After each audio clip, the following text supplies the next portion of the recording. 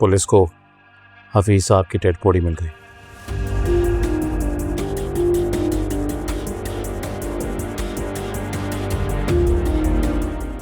तो क्या ये सच है कि तुमने उनका मर्डर किया है? मामा प्लीज अभी सवाल मत पूछिए, ये सोचिए हमने इस भंवर से कैसे निकलना है।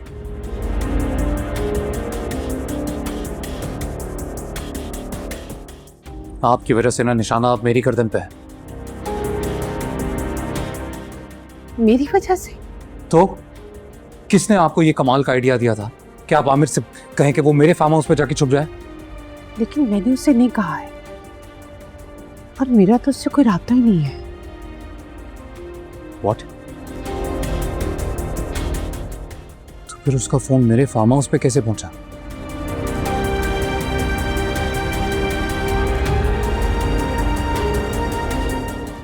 तो इसका मतलब ये कि किसी ने हमें ट्रैप किया है। मतलब कोई था जिसको पल पल की खबर थी। इसका मतलब है कि ये सब कुछ किसी ने जानबूझकर किया है। किसी ने आमिर का फोन मेरे फार्म हाउस पे रखवाया ताकि जब पुलिस तलाशी ले तो उन्हें उसकी डेड बॉडी मिल जाए।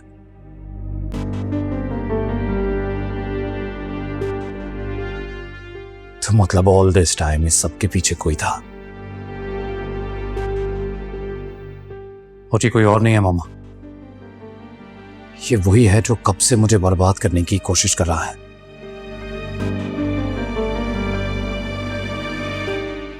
फिर कौन हो सकता है जिसे पल पल की खबर होती है, जो सब जानता है?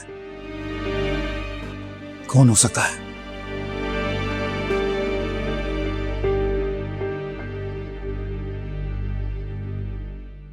अलीज़ है।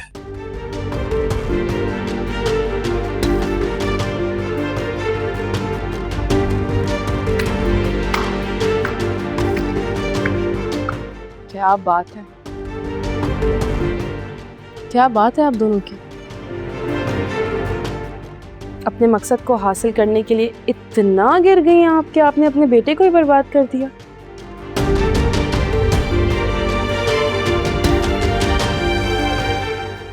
और तुम तो बहुत ही झूठे हो। तुमने तो कहा था कि हफीज साहब का कत्ल तुमने नहीं किया, तो फिर डेड बॉडी के आसमान से नाजिल हुई है तुम्हारे फार्म हाउस पे? मैंने झूठ नहीं कहा था तुमसे, मैंने नहीं मारा हूं।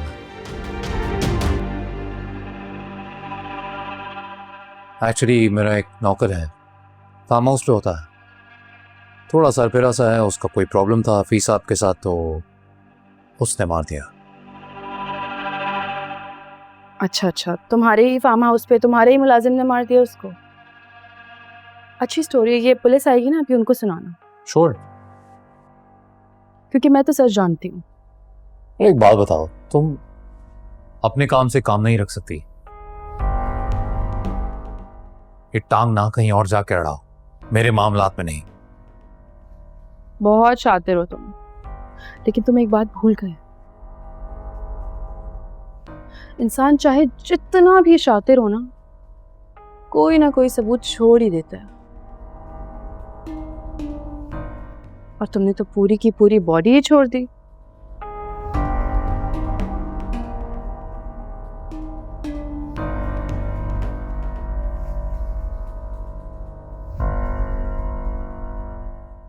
पकड़े जाओगे तुम।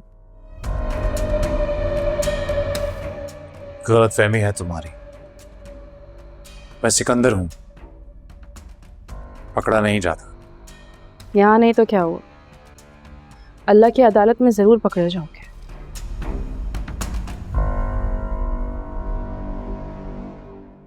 अल्लाह की अदालत से तुम बचकर भाग नहीं सकोगे सिकंदर। तो ये सब तुमने किया है?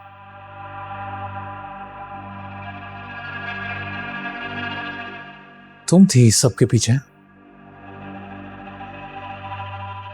शुरू से अब तक? It was you? हाँ, मैंने ही करवाया था सब कुछ। पर क्यों?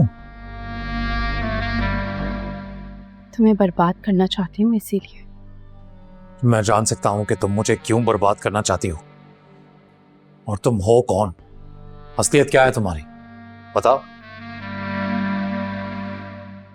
जिस दिन से मैं इस घर में आई हूँ, कभी तुम मेरे अपार्टमेंट की तलाशी करवा रहे हो, कभी तुम ऑर्फन हाउस में बंदों को भेज रहे हो, कभी कुछ कभी कुछ।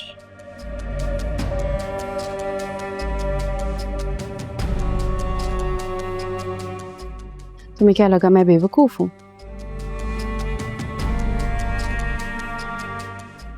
नहीं, गलत है तुम। तुम्हारी यूनिवर्सिटी जाने से पहले ही मैंने अनुषा का एड्रेस भी चेंज करवा दिया था।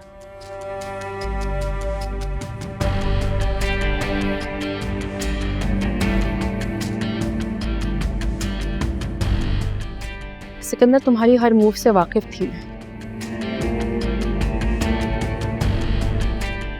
तुम यूनिवर्सिटी तक गए थे ना, ताकि तुम अनुषा का एड्रेस निकलवा पाओ। लेकिन देखो, तुमसे पहले मैं चली गई वहां और जाके मैंने उसका एड्रेस भी चेंज करवा दिया, और तुम्हें उसका एड्रेस मिला ही नहीं। बताओ मुझे कौन हो तुम, बताओ, बताओ मुझे कौन हो तुम। एक काम करो, थोड़ा और अच्छे से पता करवाओ कि कौन हूं मैं। पता चल जाएगा कि मैं कौन हूं। मैंने तुमसे पूछा, बताओ मुझे कौन हो तुम।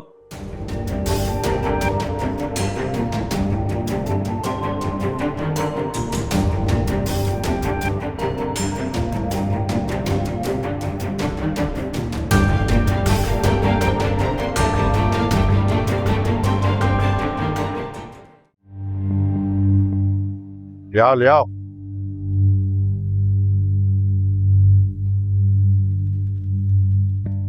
इन्हें ले जाओ, मोबाइल में बिठाओ, सीधे थाने ले चलो इन्हें। हेलो, वही इनका बयान होगा। हेलो।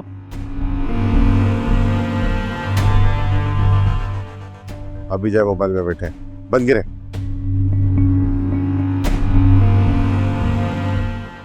चले, सर खाने पहुंचाए इसे फौरन।